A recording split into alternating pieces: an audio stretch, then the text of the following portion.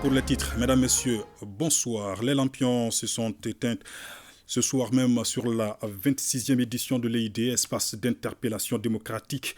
Le jury d'honneur présidé par Bourema Alaï Touré, président du Conseil national de la société civile, a formulé plusieurs recommandations adressées notamment au gouvernement. Le discours de clôture a été prononcé tout à l'heure par un colonel Abdoulaye Maïga, ministre d'État, ministre de l'administration territoriale et de la décentralisation. Nous y reviendrons au cours de cette édition avec nos différents reporters. Arrêtons-nous d'abord à la cérémonie d'ouverture. Oui, cet espace d'interpellation démocratique s'est planché à sa session du jour, la 26e du genre sur 28 dossiers.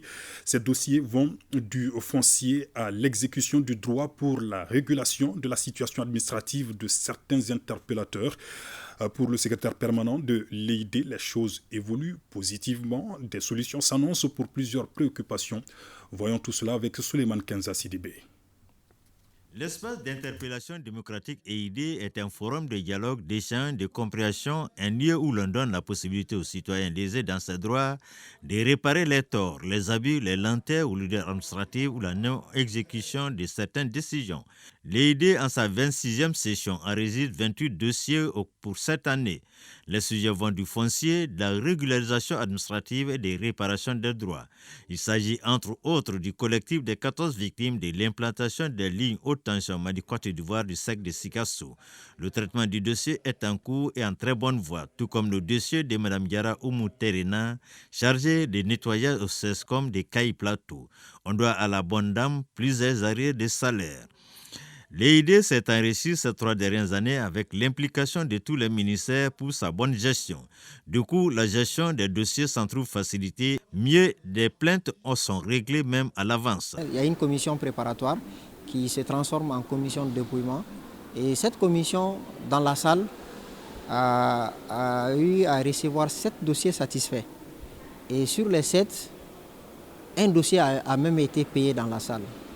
Un enseignant qui réclamait son salaire du mois de mars 2012. Sur les 280 dossiers qu'on a eu à dépouiller l'année passée, 53 avaient été retenus pour être lus le jour de l'EID. Mais les 53 n'ont pas été lus dans la salle parce qu'il y avait 22 satisfaits avant le 10 décembre. Le ministre d'État, ministre de l'administration territoriale et de la décentralisation, le colonel Abdoulaye Maïga, représentant le Premier ministre, a mis à profit le temps de la pause pour visiter les centres des produits faits par les détenus des différentes prisons du pays. Les produits exposés vont des meubles aux effets d'habillement, des produits de l'artisanat, du tissage, coupe et couture. Les réponses apportées par les membres du gouvernement à suivre dans un reportage tout à l'heure avec Modibo Mariko. Et ce cadre d'échange permet d'établir la confiance entre gouvernants et gouvernés à travers le règlement de nombreux dossiers. Plusieurs associations et organisations de droits humains étaient là également pour apporter leur contribution. On en sait plus avec Abdoulaye Sako. Un recours pour les citoyens, un conseil pour l'administration. C'est l'espace d'interpellation démocratique. Car sans langue de bois ou toute autre forme protocolaire, les citoyens interpellent un ministre ou une autorité sur une violation dont il est victime. Au titre de cette édition, le secrétariat permanent de l'EID a enregistré 334 interpellations contre 280 l'année dernière. Lors des travaux de dépouillement, la commission préparatoire, conformément aux critères définis par le règlement intérieur, a classé les dossiers comme suit: 28 dossiers pour la lecture, 215 poursuites à donner, 84 dossiers non retenus. À cela, il faut noter la satisfaction de cette demande d'interpellation pendant les travaux de dépouillement. En effet, le nombre est relativement croissant des interpellations de cette session témoigne du pragmatisme sur lequel j'ai placé mon mandat, à savoir la médiation de proximité, afin de satisfaire le plus grand nombre de nos concitoyens. L'espace d'interpellation démocratique a déjà fait ses preuves. Le bilan de la 25e session est assez éloquent pour corroborer cette affirmation. La 25e session de l'EID a enregistré 280 demandes d'interpellation, dont 206 retenues. Sur ces 206, 53 ont fait l'objet d'une lecture publique et 153 poursuites à donner. Conformément au règlement intérieur de l'EID, le secrétariat permanent a tenu 2 réunions de suivi et un atelier d'évaluation au cours desquels les résultats ci-dessous ont été enregistrés. Les 53 interpellations retenues pour la lecture ont toutes reçu des réponses des départements ministériels interpellés, soit un taux d'exécution de 100%. Il y a lieu de souligner que sur les 53 interpellations, 22 avaient été déjà satisfaites par le ministère concerné avant le 10 décembre 2021. S'agissant des 153 interpellations retenues pour suite à donner, 144 ont eu des réponses, soit un taux d'exécution de 94,11%. Le reste est en cours de traitement. Quant aux 31 recommandations formulées par le jury d'honneur à l'endroit des départements ministériels interpellés, 28 ont reçu des suites, soit un taux de 90,32%. Face aux défis, le médiateur de la République sollicite l'implication plus active des gouvernants. Avant le passage des interpellateurs, des organisations de défense des droits humains ont salué l'effort du bureau du médiateur de la République. En dépit de cela, il reste des progrès à réaliser, ont-elles souligné. Nous reviendrons au cours de cette édition sur les recommandations et les conclusions donc de ces assises. L'interpellation, on va dire plutôt l'idée, espace d'interpellation démocratique, 26e édition. Autre chose dans cette édition, plusieurs structures sanitaires à Bamako ont reçu la visite des membres de la Commission Santé et Développement Social du Conseil national de transition. Ils sont venus constater de visu les conditions de travail de ces structures de santé et d'œuvre sociale. On en sait plus avec Bemba Sibi. Les membres de la Commission Santé et Développement Social du Conseil national de transition sur le terrain pour s'enquérir des conditions de travail de certaines structures de santé et d'œuvre sociale. Ceci pour mieux orienter les actions du département de la santé et du développement social. Ça nous a permis d'approcher la réalité. Et ce qui se dit est souvent contraire à ce qui est réel. Et ces personnels très engagés, très courageux, et souvent on les blâme à tort, alors que la population ne cherche pas à comprendre. Et les agents, ils sont là pour servir le peuple et non pour se servir. Et souvent, ce n'est pas compris. Ce qui est sûr, donnez-nous la main et ensemble, nous allons lever tous ces défis-là. Cette visite participe aussi du contrôle de l'action gouvernementale, l'une des missions du Conseil national. En tout cas, cette tournée pour toucher du doigt les vrais problèmes a été appréciée par les responsables des 10 structures. Je les remercie au nom de l'ensemble du personnel socio-sanitaire d'avoir fait le déplacement pour qu'ils puissent se rendre eux-mêmes compte sur le terrain de ce qu'on est en train de traverser, les difficultés auxquelles le centre est en train de faire face.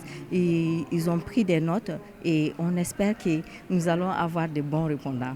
Ça nous a permis de faire un échange très fructueux avec les membres de la commission, de leur montrer quelles sont les difficultés du centre. Ce centre qui est là aujourd'hui, qui a une mission nationale, qui ne répond plus aux normes de qualité, de sécurité et de confidentialité. Et nous voudrons aussi bien compter sur l'accompagnement des membres de la commission. Discuter de l'environnement, la qualité du travail et le recouvrement des cotisations. Donc on est très ravis de la visite du CNT.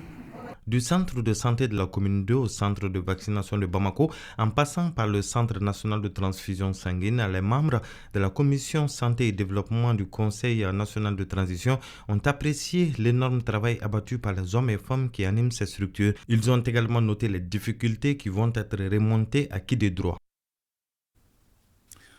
Pour mieux porter la voix de la société civile, 5 organisations décident de cheminer ensemble. Elles se sont retrouvées pour réfléchir notamment sur l'avant-projet de la nouvelle constitution du Mali. Les travaux sont sanctionnés par un mémorandum. Les grandes lignes de ce document, lu ici par le président du comité technique stratégique, Badara Aloussako, est au micro de Abdul Karim Kaba. Au titre des propositions d'amélioration, faire de l'accès à l'eau et à l'assainissement un droit fondamental constitutionnel, prendre en compte la défense des droits de la femme et de l'enfant, prendre en compte les droits des handicapés et des personnes âgées, œuvrer à promouvoir la parité entre les hommes et les femmes sur le marché de l'emploi, au niveau des entreprises, ainsi qu'aux responsabilités dans les institutions et administrations publiques.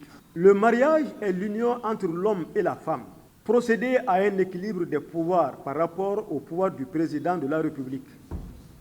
Maintenir l'âge du président de la République à 70 ans au plus, car avec 2 mandats, il sera à 80 ans. Remettre le nombre des membres du gouvernement conformément à la charte de la transition à 25 membres, y compris les ministres délégués.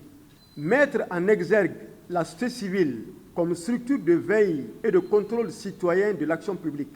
Publier sur les sites officiels du gouvernement et de la Cour des comptes les déclarations des biens du président et des membres du gouvernement.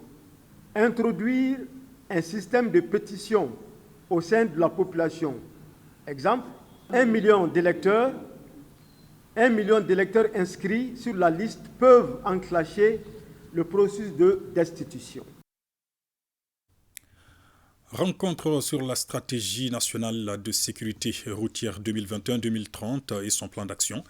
L'objectif est de réduire le taux de mortalité des accidents de la route de 50%. Maïmouna Doumbia.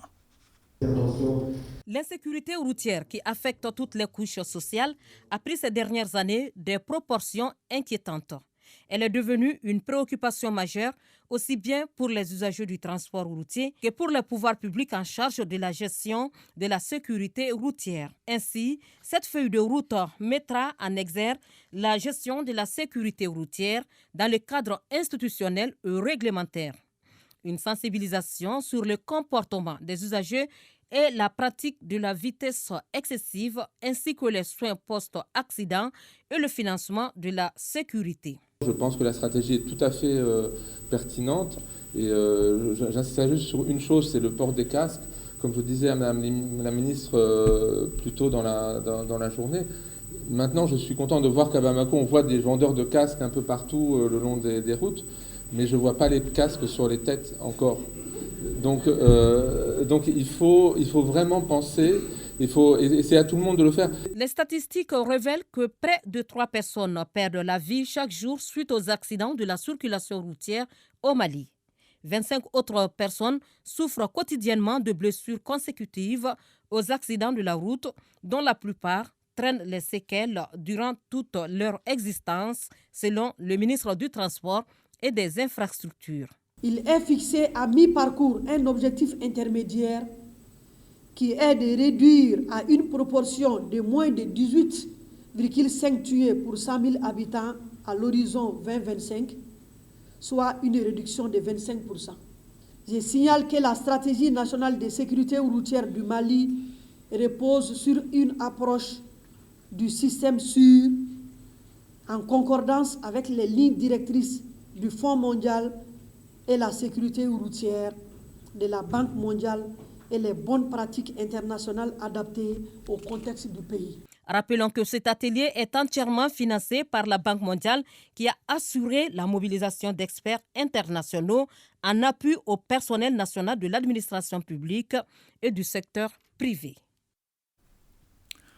Signature d'une convention de partenariat entre l'École supérieure de journalisme et des sciences de la communication du Mali et l'Institut supérieur des sciences de la communication de Rabat. Ce partenariat porte sur la formation en master, l'octroi de bourses aux étudiants du Mali ou encore les rencontres scientifiques et culturelles. Batraoré.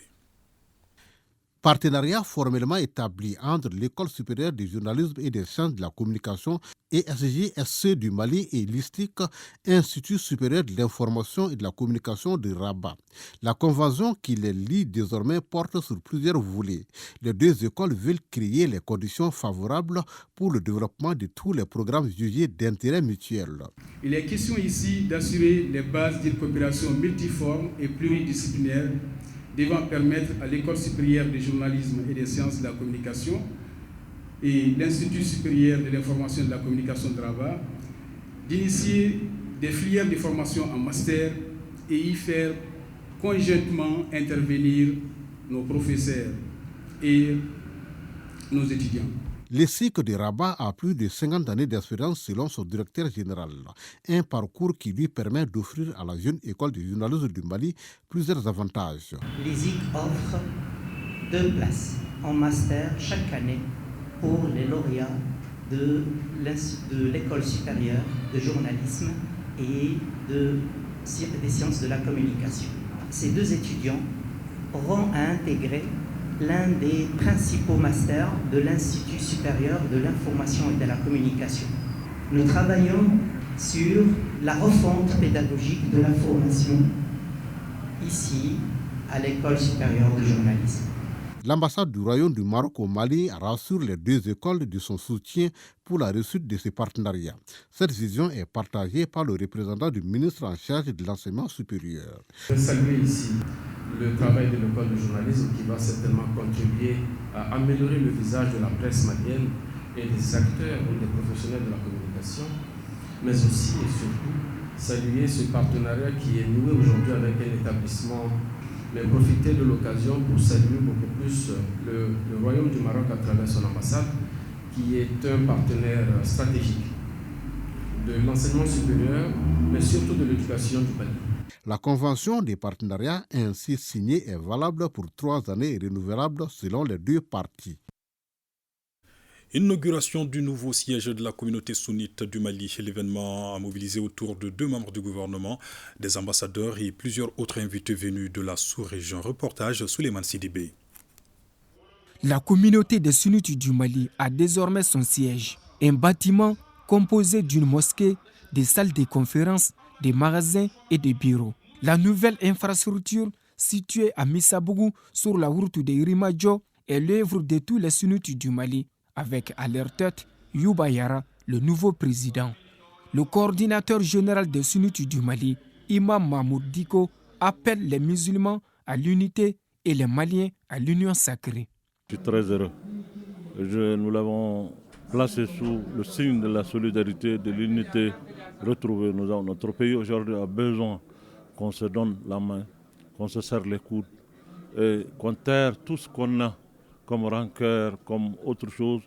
Aujourd'hui, le Mali a besoin qu'on dépasse cela pour vraiment faire face à l'essentiel qui est notre patrie. 2 membres du gouvernement présents à la cérémonie d'inauguration apprécient cette initiative au nom de l'islam. Aujourd'hui, je suis là au nom du président de la transition pour accompagner mon frère, le ministre des Cultes, Dr Mamadou Koné, pour magnifier une fois de plus la fraternité qui a toujours caractérisé la communauté musulmane. Nous, aujourd'hui, nous sommes très comblés. Je suis un ministre très fier de voir que le regroupement des sunnites du Mali a pu réaliser un tel exploit dans le cadre de la religion musulmane. Cela dénonce que les religions n'appellent qu'à la paix, à la stabilité, pas à l'affrontement ni à la guerre. La nouvelle maison des sunnites du Mali a coûté plus de 500 millions de francs CFA. Elle est ouverte à tous les musulmans du Mali et du monde entier. Remise de kits et outils à 37 organisations pour la mise en œuvre de leurs activités quotidiennes. Œuvre du Fonds d'appui à l'autonomisation de la femme et l'épanouissement de l'enfant, FAFE, en collaboration avec les ONG Adepom et Yigitugouton. Une cérémonie placée sous la présidence de la ministre en charge de la promotion de la femme, de l'enfant et de la famille. Le reportage est signé Maïmouna Guindo. Les femmes au cœur d'un Mali meilleur et prospère dans la paix et la réconciliation, c'est ce à quoi aspire le Fonds d'appui à l'autonomisation de la femme et de l'enfant FAFE. Pour concrétiser cette volonté, le Fonds lance ses activités au titre de l'année 2023. En ligne de mire, l'appui aux femmes et enfants vivant dans la précarité.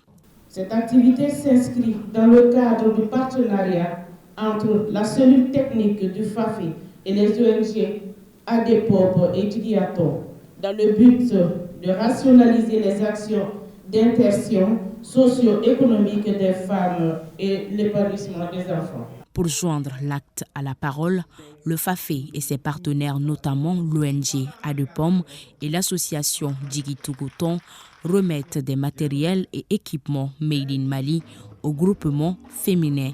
Les associations d'aide aux enfants en situation difficile sont également bénéficiaires du don. Naturellement, les bénéficiaires sont tout heureux, parmi lesquels le président de l'association Le Carrefour du développement et de la paix au Mali, qui salue ce geste de solidarité du FAFE et ses partenaires. Et on est vraiment content parce que c'était un problème qui nous tracassait un peu. Parce qu'on a fait ce recensement il y a à peu près 1 année et demie de cela. C'est pour cela que nous sommes vraiment ravis d'avoir été retenus pour ce kit scolaire aujourd'hui. En 2023, il s'agira pour le FAFE de poursuivre le financement des projets des associations et la formation des bénéficiaires.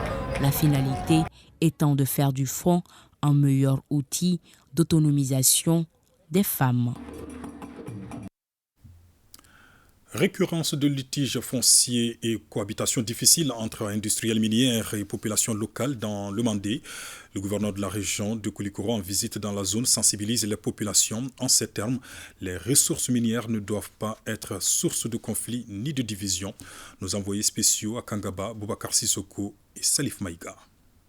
La problématique de l'orpaillage et la cohabitation difficile entre populations locales et sociétés industrielles minières sont au cœur de la mission du chef de l'exécutif régional de Koulikoro à Kangaba. Le gouverneur a expliqué que les ressources ne doivent pas être des sources de conflits et de division dans le Mandé. Du début jusqu'à l'attribution d'un permis d'exploitation, nous sommes parvenus à leur dérouler tous les processus. Il y a certains qui pensaient que c'était les autorités locales qui étaient habilitées à le faire, ce qui n'est pas le cas. Franchement, il y a beaucoup qui ont compris. Aux côtés de ces populations, nous avons tenu à associer les ressortissants du cercle de Kangaba et Narina et le grand forum du Mandé qui étaient à nos côtés pour nous aider à faire passer les bons messages. Les intervenants ont évoqué les causes des difficultés actuelles que vivent les populations dans les zones d'orpaillage. Aujourd'hui, le constat est que toutes nos terres agricoles sont sous permis, nos cours d'eau sont sous permis. Il y a des foyers de tension dans tous les villages. On ne peut pas résoudre ça au cas par cas. Il est très urgent aujourd'hui que nous puissions trouver une solution globale. Des mesures sont envisagées pour instaurer la sécurité afin que les braves populations du Mandé vaquent librement à leurs occupations. Le message que je lance à l'ensemble des populations, c'est de rester derrière les autorités, les plus hautes autorités de la transition, qui s'engagent à assurer la sécurité des populations et de leurs biens. Déjà, vous avez pu constater la présence d'une unité de l'armée qui est déployée à Kangaba. Pour juguler les difficultés liées à l'exploitation de l'or dans la zone, les acteurs souhaitent l'organisation d'un grand forum. Ils ont surtout insisté sur le recours à nos valeurs sociétales, c'est-à-dire impliquer les autorités coutumières dans le règlement des conflits. Le gouverneur Sanogo a profité de l'occasion pour demander aux religieux lors de la prière du vendredi de faire des bénédictions pour la paix et la réconciliation au Mali. Valoriser l'échalote à travers les chaînes de valeur créatrices d'emploi et de richesse. Objectif d'un projet dénommé Sécurisation d'échalotes en zone office du Niger. Son coût est estimé à plus de 90 millions de francs CFA. Fousséni Samaké. La production et la commercialisation de l'échalote rencontrent certaines contraintes en zone office du Niger. C'est ce qui justifie le lancement de ce projet qui porte sur la production et la transformation de 600 tonnes d'échalotes fraîches à travers un partenariat public-privé entre les producteurs de l'Office du Niger, la société Baramousso et AgroLight. D'un coût de 90 millions de francs CFA, ce projet va accompagner les producteurs de Nyono, Molodo et Ndebougou en zone Office du Niger.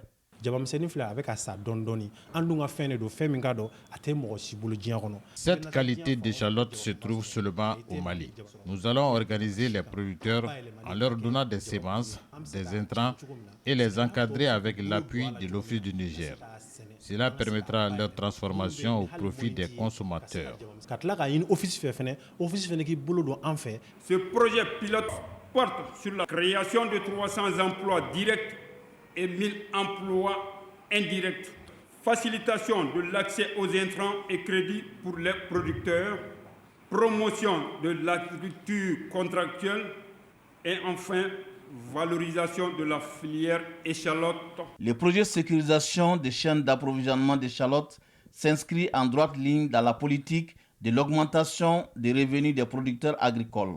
Sur le terrain, le travail est réparti de telle manière que Agrolet organisera les producteurs pour pouvoir les faciliter l'accès aux intrants qui seront remboursés en nature.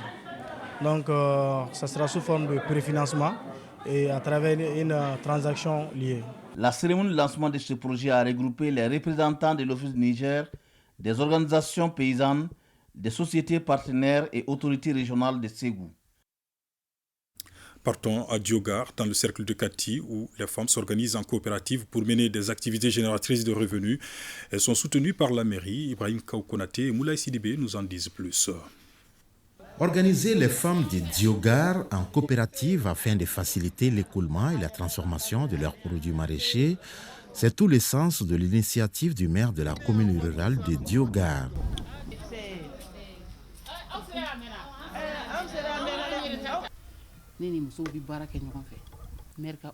Sous le leadership du maire, nous avons appuyé les femmes en termes de financement pour leur petit commerce et celles n'ayant pas de terres cultivables, apporter de l'aide pour renforcer leurs activités génératrices de revenus. Elles ont également bénéficié de plusieurs sessions de formation dans le but de renforcement de leurs capacités.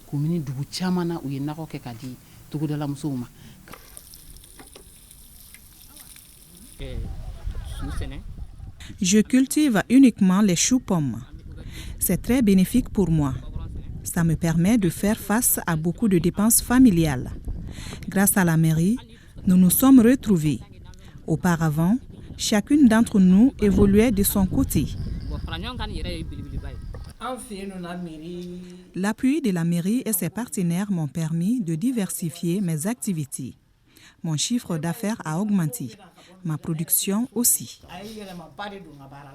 Pour cette activité, le maire a mis à la disposition des femmes un espace sécurisé et lance un appel aux partenaires techniques et financiers afin de soutenir davantage les femmes.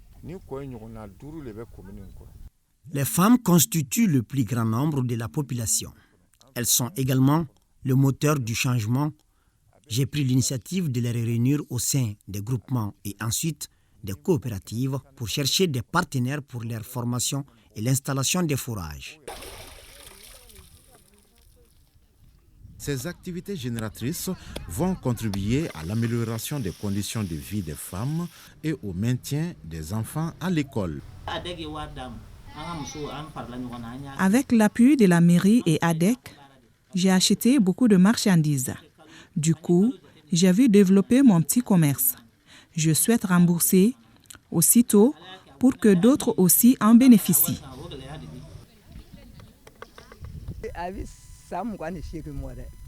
Ça me fait plus de 28 ans que j'exerce cette activité. Ça m'a permis d'aider mes enfants pour l'achat de leurs fournitures à l'école et d'assurer le paiement des frais scolaires et le transport quotidien pour ceux qui fréquentent les universités. Aujourd'hui, plusieurs marchés sont fournis en légumes et fruits, toutes choses qui contribuent à enrichir l'alimentation de la population.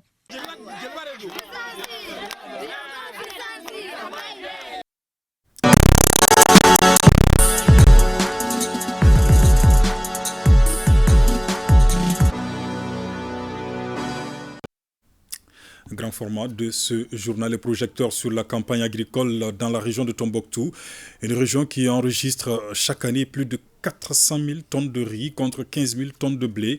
Najim Baba Sissé est allé à la rencontre des acteurs responsables du secteur agricole. Reportage. La région de Tombouctou est une référence en matière de potentialité agricole. Elle dispose de 6 plaines aménagées et des grands espaces cultivables à perte de vue exploités par une ressource humaine conséquente en dépit des multiples contraintes géographiques et climatiques.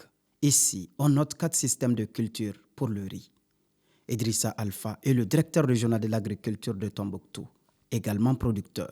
Il y a la maîtrise totale qui se pratique au niveau des périmètres irrigués familiaux, au niveau des périmètres irrigués villageois, mais également au niveau des grandes plaines comme la plaine de Corié, mais qui fait 430 hectares. Il y a la plaine d'Amadia qui fait 620 hectares. Il y a la plaine de Daï qui fait 400 hectares. Ça, c'est dans le cercle de Tombouctou. Dans le cercle de Diré, nous avons la plaine de Savonné qui fait 400 hectares. On a la plaine de Ngorfo-Hondo qui fait 250 hectares. Et dans le cercle de Nyefenke, nous avons la plaine de Goubo qui fait à peu près 400 hectares.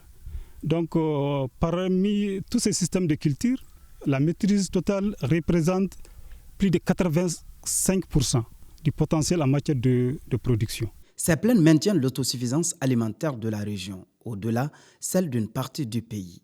On a un potentiel de plus de 300 000 hectares, sur lesquels 80 000 hectares sont exploités à maîtrise totale. Donc, ce qui veut dire que des efforts doivent être déployés pour que la région soit la vitrine du pays en matière de production risicole. D'habitude, nous gagnons plus de 100 sacs à l'hectare, de même pour le blé et l'oignon. Aujourd'hui, tout a manqué un peu. Quant à la filière blé, avec une trentaine de coopératives agricoles, son rendement tourne autour de 2,5 à 3 tonnes l'hectare. La production totale n'est pas en dessous de 15 000 tonnes, rien que pour le cercle de Diré. Le blé est une culture de contre-saison. Donc c'est une culture qui vient en complément de la culture du riz qui est la principale culture. De ce point de vue, elle est très importante dans l'atteinte des objectifs de sécurité alimentaire au niveau des ménages. Et c'est aussi une culture de rente parce que le blé se vend bien sur le marché. Imaginez une mesure de 2,5 kg à 3 kg qui peut coûter jusqu'à 1500 francs CFA. Donc c'est une culture, c'est un produit qui se vend très bien. Les difficultés sont inhérentes en toutes choses. Celles du secteur de l'agriculture ont pour nom le non-aménagement des espaces cultivables, les équipements non adaptés aux besoins du moment et la cherté des intrants agricoles sur le marché. Il y a beaucoup de difficultés rencontrées au cours de cette campagne. Par exemple, le manque d'engrais. Donc, on n'a pas eu d'engrais suffisant. Même si on a eu ça, c'est très cher par rapport au prix qui est sur le marché. L'engrais DAP, on paye ça sur le marché, c'est à 45 000 et iré à 40 000 francs. Donc ça pèse beaucoup sur les paysans. Nous possédons beaucoup de potentialités et nous avons de l'eau également parce que les terres cultivables en blé sont pratiquement à l'intérieur, autour des mares, et nous en avons beaucoup. Ces dernières années, la production est très faible parce qu'il faut reconnaître que depuis 2012, donc depuis l'avènement de la crise, la filière blé n'a pas eu d'appui. Il n'y a pas eu d'accompagnement. Le dernier partenaire en date, c'est le projet Alkama qui a pris fin en 2012 avec la crise. Donc depuis lors, les paysans se débrouillent comme il faut avec des petites motopompes sur des petits espaces. En ce qui concerne les organisations paysannes, c'est de leur dire en réalité vraiment de respecter le calendrier agricole. Ça c'est très important parce que nous constatons que au niveau de plusieurs périmètres, malheureusement, le calendrier agricole n'est pas respecté. Ça, c'est un premier point. Le second point, également, d'éviter les aménagements au niveau des dépressions basses. Parce que ces derniers temps, nous constatons un glissement des terres cultivables de la zone zone 2 vers la bande du fleuve. Je suis très comblé, très satisfait, parce que je suis dans cette plaine qui fait 430 hectares, avec un rendement de 5 tonnes à l'hectare. Ça, c'est déjà très bien pour le paysan, parce que ça lui permet de se nourrir, ça lui permet de vendre les suppléments, les compléments de sa production sur le marché pour aider les citadins à se nourrir. Nous devrions redoubler d'efforts en essayant d'utiliser des semences à grand rendement, donner des intrants de qualité, aménager les infrastructures pour augmenter le rendement de ces périmètres-là. C'est ce qui nous permettra d'atteindre la souveraineté alimentaire. Les acteurs de la filière bleue rassurent l'État. S'il investit plus dans cette filière, la région de Tombouctou pourra se hisser dans le rang des grands producteurs de blé à l'échelle mondiale. Restons dans le septentrion malien avec cette retraite annuelle du cluster régional de protection dans les régions de Tombouctou et de Taoudéni. Au centre des échanges, les défis sécuritaires et humanitaires pour un mieux vivre dans les deux régions. Le point est avec Chirfi Moulay Aïdara. Le cluster de protection a été établi au Mali en avril 2012, conformément aux orientations des réformes humanitaires. Objectif : mieux répondre aux besoins humanitaires, notamment les déplacements forcés et les violations des droits humains dues à la crise multidimensionnelle. On a eu une année très très chargée d'émotions par rapport à beaucoup de problèmes liés aux aléas climatiques, problèmes liés à différentes sources, mais on a eu toujours l'assistance. C'est le lieu de remercier les uns et les autres pour tout ce qu'ils font. Chacun des groupes cités travaille pour la protection des populations affectées par la crise dans leur domaine spécifique. Cela passe par la présente rencontre qui a permis une identification commune des défis et un ciblage des pistes de solutions. Dans la région de Tombouctou, il existe le cluster régional de Tombouctou avec les sous-clusters de protection de l'enfance, violence basée sur le genre, la lutte humanitaire anti-mine et les groupes thématiques documentation civile et cohésion sociale. Et en plus, depuis juillet 2021, un groupe de travail de protection de Taoudéni a été mis en place. Je puis vous assurer que l'ensemble du cabinet, sous le leadership du gouverneur de la région, ne ménagera aucun effort pour répondre présent et pour apporter tout notre appui à vos initiatives et projets d'urgence et de développement. La rencontre regroupe les humanitaires, les services techniques de l'État, des collectivités de région de Tombouctou et de Taoudéni. Elle se tient grâce au concours financier du HR. Le Mali est marqué par la 26e édition de l'espace d'interpellation démocratique. Les travaux ont pris fin tout à l'heure au Centre international de conférence de Bamako et plusieurs recommandations ont été formulées, au nombre desquelles la diligence dans le traitement des dossiers soumis, la création d'un cadre de concertation entre les départements concernés par le même dossier. Et c'est le colonel Abdoulaye Maïga, ministre d'État, ministre de l'administration territoriale et de la décentralisation, représentant le Premier ministre, qui a prononcé le discours de clôture. Ces propos sont recueillis par Nouhoum Sissoko. Pour cette 26e session, le médiateur de la République a reçu au total 334 interpellations, dont 243 ont été retenues. Elles se répartissent comme suit.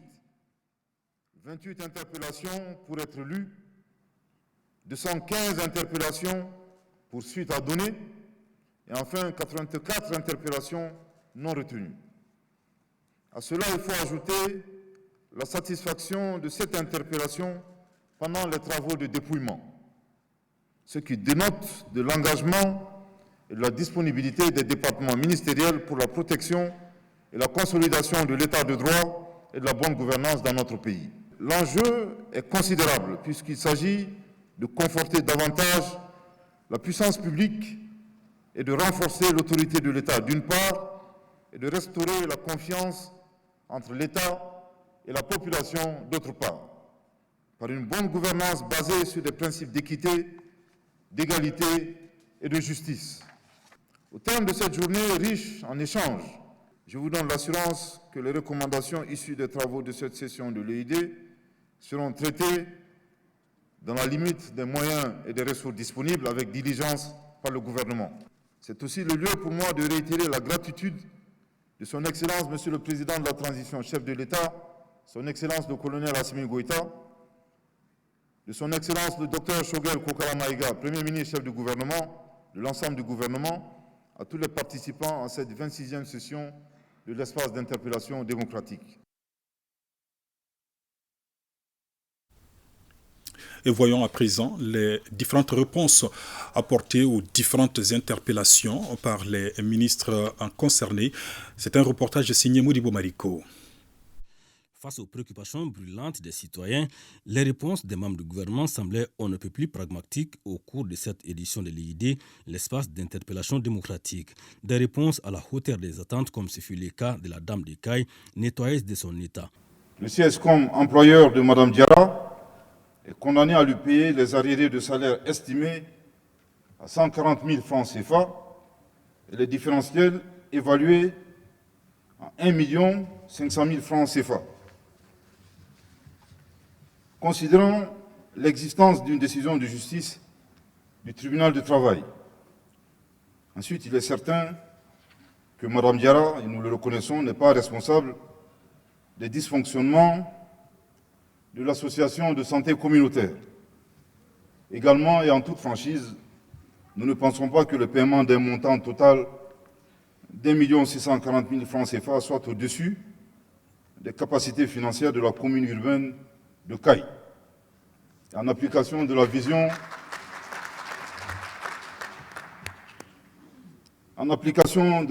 de son Excellence le colonel Assimi Goïta, président de la transition, chef de l'État, nous prenons l'engagement que Mme Diarra recevra la totalité de ses droits financiers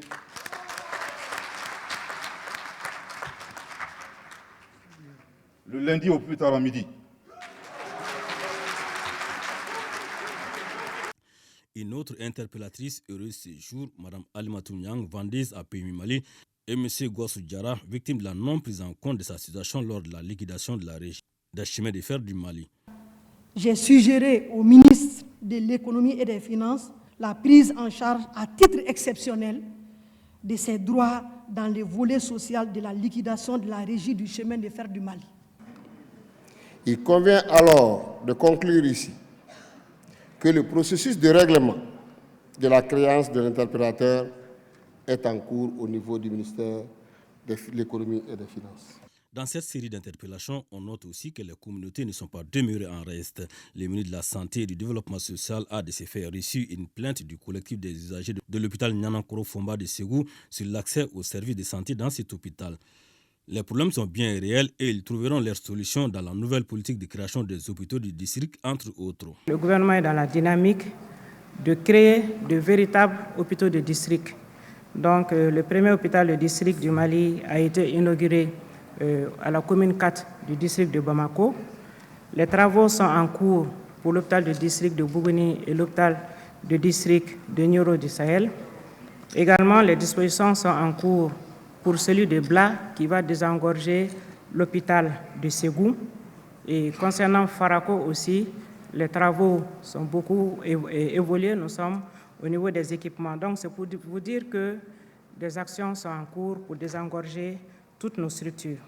Autre interpellation venant des communautés, ce sont celles formulées par le Forum de la société civile de Tombouctou. Ces collectifs et les agents de l'Institut des hautes études et des recherches islamiques se préoccupent d'une part de l'avenir culturel de la cité des 333 C et d'autre part des manuscrits de Tombouctou en particulier. Une nouvelle loi a été adoptée en 2022. Il s'agit bien de la loi fixant le régime de la protection et de la promotion du patrimoine culturel en République du Mali. Que dire des innovations apportées par cette nouvelle loi? Il s'agit principalement du renforcement de la protection juridique du patrimoine culturel, notamment en relevant le niveau des sanctions à travers la mise en place d'une grille de sanctions. Sanctions, bien sûr, des auteurs d'atteinte ou d'agression au patrimoine culturel. Des citoyens aussi ont interpellé le gouvernement sur la régularisation de leur situation professionnelle, soit après des accidents ou des formations professionnelles. D'autres ont demandé à rentrer dans leur dû après des services rendus à des structures de l'État. La non-satisfaction de certaines de ces demandes est tout simplement liée à la non-fourniture de certaines des pièces appropriées. C'est à quoi les membres du gouvernement les ont invités pour rentrer dans leurs droits le plus vite possible.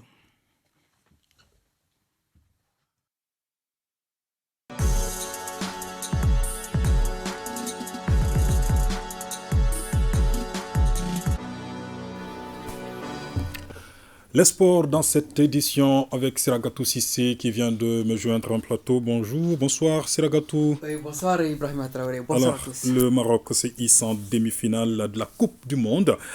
Le match a été suivi ici à Bamako, à l'ambassade du Royaume du Maroc, avec beaucoup d'émotion et surtout de joie. Ah oui, c'était la communion totale cet après-midi à l'ambassade du Royaume du Maroc au Mali. Les Maliens sont venus encourager leurs frères marocains et applaudir les Lions de l'Atlas héroïques face au Portugal de Cristiano Ronaldo. La fête s'est poursuivie même sur les grandes artères de la capitale. Un lien fort unit le Mali et le Maroc. Jour de fête donc au Maroc et surtout le continent, avec les Lions de l'Atlas qui sont en demi-finale après leur succès, 1-0 sur le Portugal.